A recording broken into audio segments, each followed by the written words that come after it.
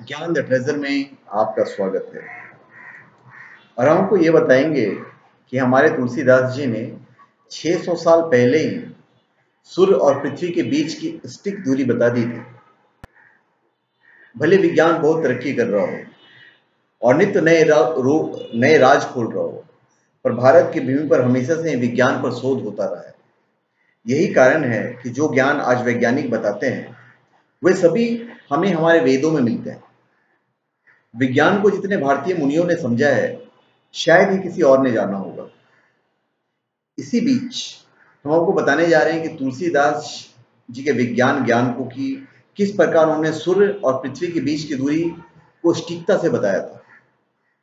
उन्हें हुए लगभग 600 साल हो गए, पर जब उनकी बात नासा और तमाम संगठनें भी सही बताते हैं तो समूचे विश्व को हैरानी होती है कि भारतीय बहुत वैज्ञानिक दृष्टिकोण रखते थे।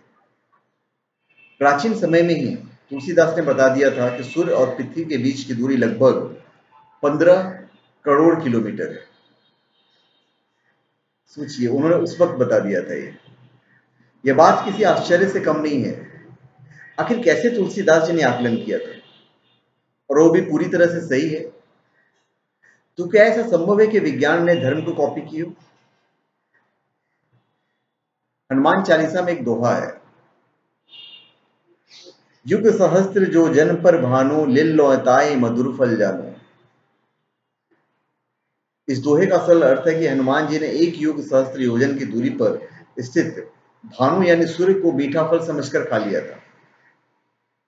हनुमान जी ने एक युग सहस्त्र योजन की दूरी पर स्थित भानु यानी सूर्य को मीठा फल समझकर खा लिया था। एक युग मतलब 12,000 वर्ष, एक सहस्त्र मतलब 1,000 और एक योजन मतलब 8 मील। तो युग गुना सहस्त्र गुना योजन इज इक्वल टू पर भानु, मतलब 12,000 multiplied by 1,000 multiplied by 8 mile. तो ये हो जाता है लगभग 1 crore mile. 1 mile is equal to 1.6 kilometre.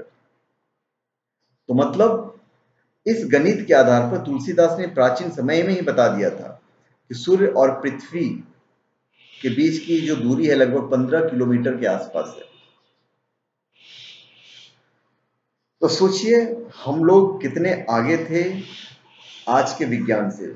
हम लोग इन द सेंस हमारा हिंदुस्तान। इस गणित में युग बताया गया है, और एक युग कितने वर्ष का होता है, फिर सहस्त्र और अंत में योजन, सभी का कुल जोड़कर जब उसे किलोमीटर से गुना किया जाता है तब यह दूरी सूर्य और पृथ्वी के बीच की दूरी के बराबर ही निकलती है। अब इसे आज का मानव कोई संयोग भी बोल सकता है या बोल दे कि तुक्का ही था, लेकिन धर्म के जानकार बताते हैं कि हनुमान जी ने बचपन में दूरी तय कर ली थी जब वो सूर्य को फल समझकर खाने के लिए पृथ्वी से सूर्य पर पहुंच गए थे। अब इस सच को आप माने या ना माने, यह तो आपके ऊपर निर्भर करता है, लेकिन इससे यह तो सिद्ध हो जाता है कि आज भी धर्म विज्ञान से कहीं आगे है। धर्म कहता है कि ब्रह्मांड में एक नहीं हजारों सूर्य चंद्रमा है, और तो और अनगिनत ब्राह्मण की थ्योरी वैज्ञानिक रामायण से लेते हैं।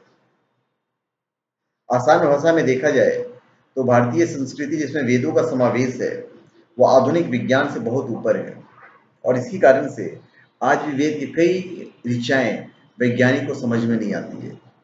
तो धन्यवाद, आप हमारे चैनल को सब्सक्राइब करें और अपने कमेंट दीजिए। धन्यवाद।